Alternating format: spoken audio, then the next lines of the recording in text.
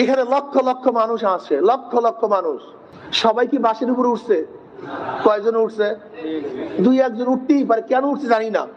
লেকিন এটাকে দলিল বানাইছে। এই যে দেখো চরমোনাইয়ের, দেখেন একজন এই লক্ষ লক্ষ কাফেলাকে, এই লক্ষ লক্ষ কাফেলাকে আপনি প্রশ্নবিদ্ধ করছেন, লক্ষ লক্ষ কাফেলা আপনারা প্রশ্নবিদ্ধ করছেন শুধু একা ওঠার জন্য।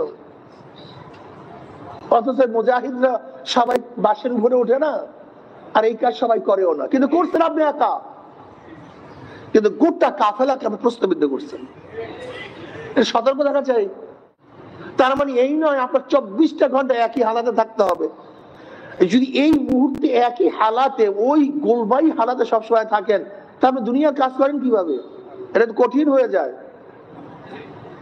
আপনার মধ্যে হালাত আসতে পারে, হঠাৎ আসছে আবার চলে গেছে, হঠাৎ চিল্লান দিচ্ছেন আবার থেমে গেছেন, হঠাৎ জজবা আসছে কিছুক্ষণ ছিল আবার এটা স্থগিত হয়ে গেছে, এটা হতে পারে।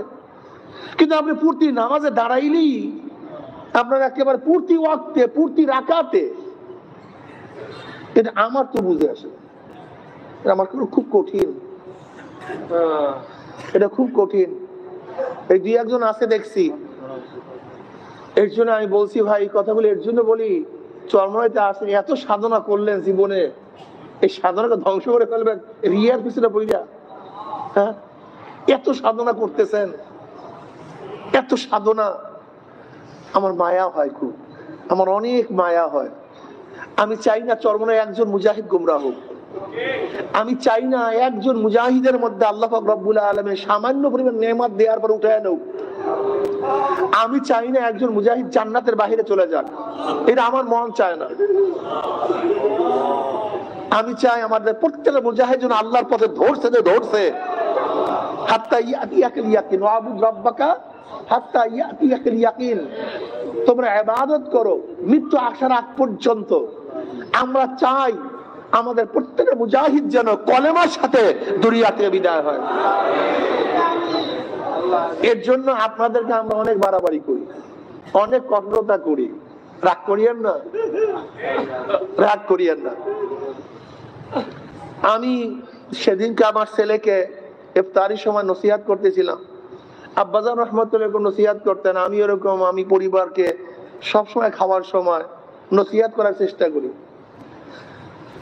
তা আমার ছেলেকে নসিহত করছি, দেখো এক ব্যক্তি রোগী হতেই পারে, এটা আশ্চর্য মনে করি না আমি। এক ব্যক্তি রোগী হতেই পারে, তাই আমি আশ্চর্য হই না। রোগীর জন্য কি আছে? ঔষধ আছে, আলহামদুলিল্লাহ। রোগ হয়েছে, ঔষধ আছে, সেবন করে কি হয়ে যায়। কিন্তু ওই রোগী খুব খতরনাক, রোগ হয়েছে কিন্তু ঔষধে কাজ হয় না, এটা খুবই খতরনাক, তার বাঁচার সম্ভাবনা খুবই কম। কি কথা ঠিক না?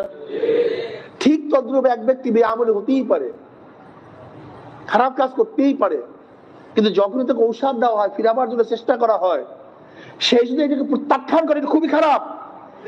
যেমন রোগ ঔষধকে প্রত্যাখ্যান করছে, গ্রহণ করে না, রোগ ঔষধকে প্রত্যাখ্যান করছে, গ্রহণ করে না, এই রোগ খুবই খারাপ, খুবই খতরনাক।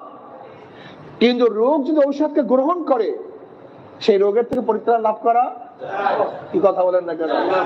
ঠিক যদি আপনাকে নসিহত করি, ধাবার দেই, সংশোধন করার চেষ্টা করি, আপনি যদি গ্রহণ করেন, আলহামদুলিল্লাহ, কোনো টেনশন নেই। কুল্লুকুম খাত্তাউন ওয়া খায়রুল খাত্তাইনা তাওয়াবুন, তোমরা সবাই গুনাহগার, এর মধ্যে উত্তম গুনাহগার কে? যে তওবা করে। আমরা গুনাহ করতেই পারি, হতেই পারে, এটা আশ্চর্য হওয়ার কিছু নাই।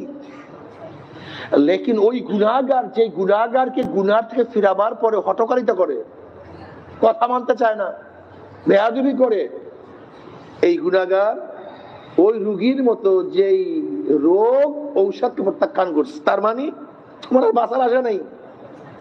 তুমি রোগ, এমন রোগ তুমি ঔষধ গ্রহণ করো না। ঠিক যেই সালেক, যে সন্তান, যেই সালেক, যে সন্তান, যে ছাত্র মুরব্বীদের কথা মানে না, কথা প্রত্যাখ্যান করে, অন্যায় করার পরে শুনতেছে না, এই রোগ কি খুবই খারাপ, খুবই খতরনাক। এই রোগের সংশোধন নাই, এই রোগের সংশোধন নাই। তা আমি আমার ছেলেকে বলতেছিলাম, খবরদার যদি মুরব্বীরা তোমাকে কিছু বলে প্রত্যাখ্যান করিও না, এই রুগী খুবই খারাপ, গ্রহণ করো, মানার চেষ্টা করো। ঠিক আমিও আমাদের ভাইদেরকে বলবো, খবরদার আপনি যেই পথে চলতেছেন মুরব্বীরা যদি বাধা দেয় রাগ করিয়েন না, মনে খারাপ করিয়েন না, বরং আপনি দেখেন কথাটা সত্য না মিথ্যা। কি আমার উপকারের জন্য বলছেন আবার ক্ষতির জন্য বলছে? ভাইও দেখেন, অলাও ফরজান এখানে লক্ষ লক্ষ মানুষ আসে, লক্ষ লক্ষ মানুষ, সবাই কি বাসের উপরে উঠছে? কয়জন উঠছে? দুই একজন উঠতেই পারে, কেন উঠছে জানি না, লেকিন এটাকে দলিল বানাইছে। এই যে দেখো চরমনায় দেখেন একজন, এই লক্ষ লক্ষ কাফেলাকে, এই লক্ষ লক্ষ কাফেলাকে আপনি প্রশ্নবিদ্ধ করছেন, লক্ষ লক্ষ কাফেলাকে আপনি প্রশ্নবিদ্ধ করছেন শুধু একা ওঠার জন্য। অথচ মুজাহিদরা সবাই বাসের উপরে ওঠে না, আর এই কাজ সবাই করেও না, কিন্তু করছেন আপনি একা, কিন্তু গোটা কাফেলাকে আপনি প্রশ্নবিদ্ধ করছেন। সতর্ক থাকা চাই। নামাজের মধ্যে আপনার হালাত যখন আসবে, এমন হালাত, এই হালাতের আমি কোনো বর্ণনাও পাই না, কিচ্ছু পাই না। আল্লাহ, আগুনে একটা ফায়ার হইতে পারে, একসাথে সব ফায়ার হইতে পারে, রাত্রের জন্য, লেকিন ওই যে ওই আমাকে ওই যে আছে দুই একজন, কিসের হালাত এগুলি আমি জানি না। এর জন্য আমি আমার মুজাহিদ বন্ধুদেরকে বলবো, খবরদার নামাজের মধ্যে কাউ যদি হালাত হয় খুব সতর্ক থাকা চাই, এটা আমার অনুরোধ থাকবে, এটা আমার কি থাকবে। আর মনে রাখবেন, আপনার মধ্যে হালাত আসলে এটাকে গনিমত মনে করেন, নিয়ামত মনে করেন। আমার দাদা রহমাতুল্লাহ আলাইহি বলতেন এটা নিয়ামত, এটা খুব নিয়ামত। নিয়ামতকে অবহেলা ধ্বংস করিয়েন না। যাই হোক, এটা হলো আমাদের মুজাহিদ ভাইদের কথা। আর একটা কথা হলো, আমার মা বোনেরা, আমার মা বোনেরা, পর্দার খুবই অভাব। মেয়েদের মুখের আওয়াজ অনেক বেড়ে গেছে, অনেক বৃদ্ধি। আওয়াজকে কমান, চরিত্রকে সংশোধন করেন। বেয়াদবির হালাত মহিলাদের মধ্যে বেশি চলে আসছে। আমি মা বোনদেরকে বলবো, তসলিমা শয়তানের অনুসরণ করিয়েন না। বর্তমান জাহান্নামের ইমামের অনুসরণ করিয়েন না।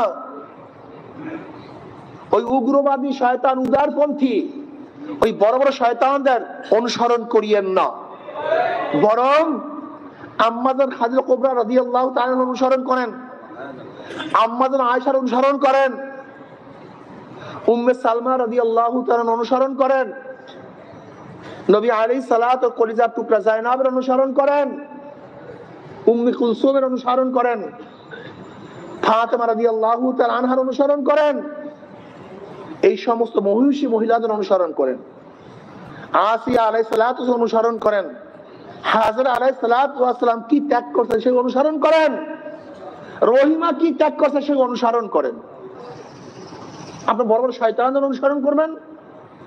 আমার মা বোনেরা, খবরদার, বর্তমান যুগ খুবই খারাপ, খুবই মারাত্মক। অনুসরণ করবেন কাদের? মহিষী মহিলাদের, আল্লাহওয়ালাদের। কোন বড় বড় শয়তানের অনুসরণ করিয়েন না, যেগুলি আপনাকে জাহান্নামে নেওয়ার চেষ্টা করতেছে। আপনি অনুসরণ করবেন ওই সমস্ত কুলাঙ্গা, কুলটা, নষ্ট মহিলাদের।